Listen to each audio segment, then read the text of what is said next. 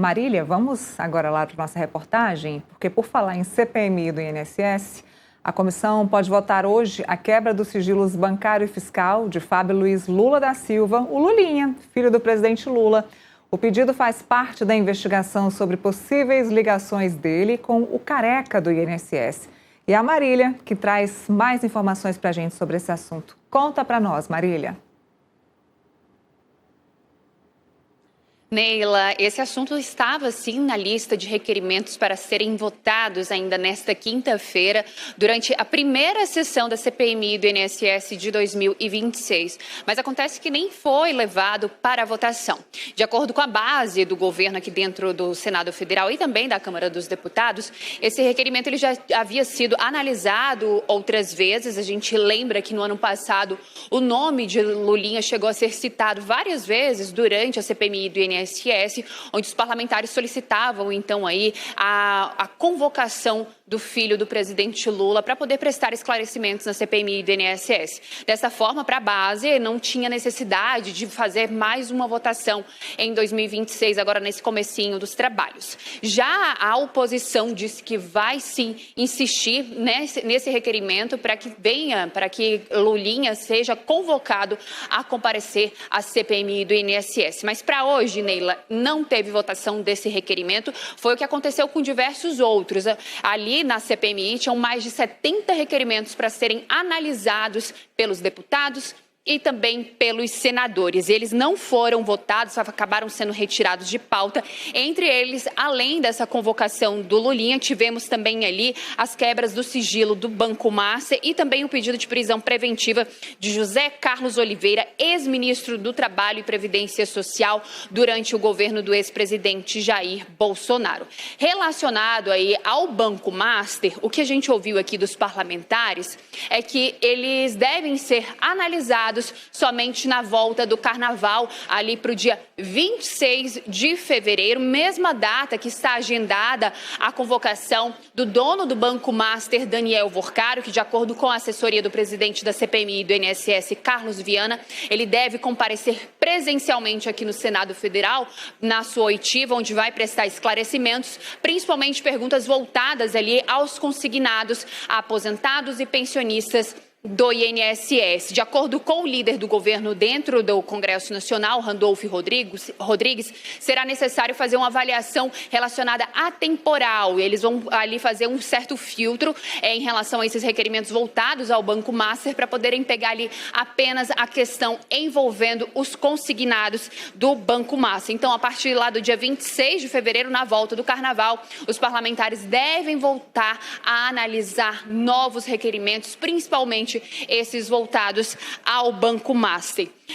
Durante um quebra-queixo, que é aquela conversa que os parlamentares têm com os jornalistas, eles acabam saindo durante a CPMI do INSS. A gente questionou Randolfo Rodrigues também sobre a questão envolvendo o filho do presidente Lula, se isso poderia manchar a imagem do presidente, que deve lançar neste sábado a sua pré-candidatura à reeleição à presidência da República. E Randolfo Rodrigues disse que o presidente Lula nunca esteve vinculado às fraudes dos benefícios de aposentados e pensionistas do INSS. Desta forma, não tem como manchar a sua imagem. A gente segue acompanhando, Neila, neste momento, quem está prestando esclarecimentos à CPMI do INSS como convidado é o presidente do INSS, Gilberto Valles Júnior. Ele vem conversando ali com os parlamentares, respondendo a todos os questionamentos que estão sendo feitos. CPMI começou ali por volta de 9h50 da manhã. A primeira hora foi destinada somente à votação desses requerimentos.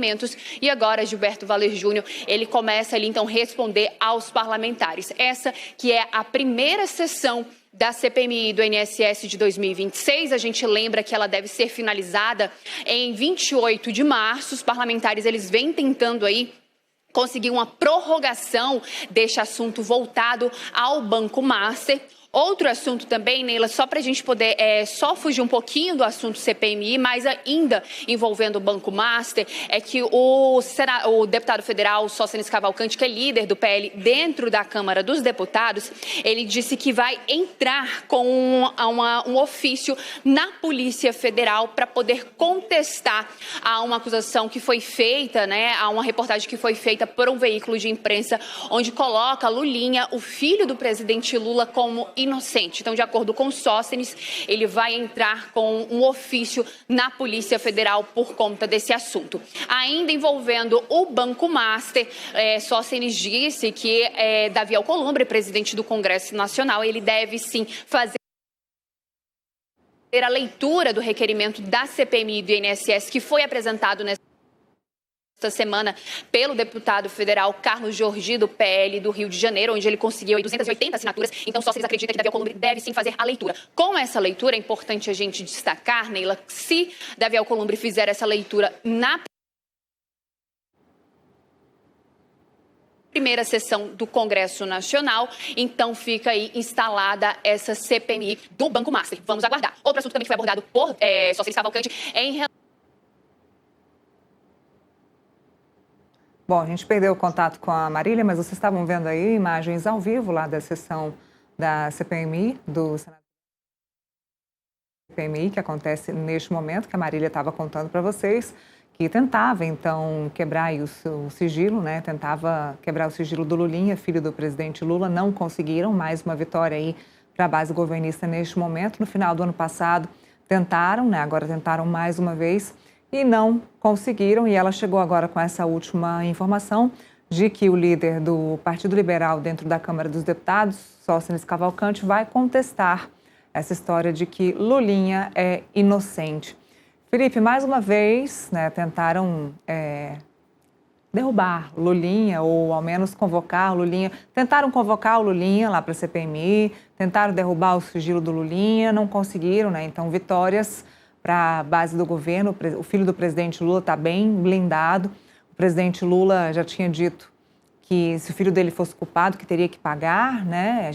Mas a gente sabe que, na verdade, isso aí é palavras da boca para fora, porque tá bem próximo aí de se comprovar, não culpa, mas proximidade do Lulinha na participação aí dele com essa falcatrua aí do INSS. A gente já mostrou aqui, a própria Andresa Matais, outros colunistas aqui do Portal Metrópolis já mostraram vínculos, provas a gente não tem, mas tem vínculos e tem comprovações aí da proximidade dele com algumas pessoas que participaram aí desse envolvimento da fraude do INSS. Ele está bem blindado, vai ser complicado, mas alguns indícios nós temos.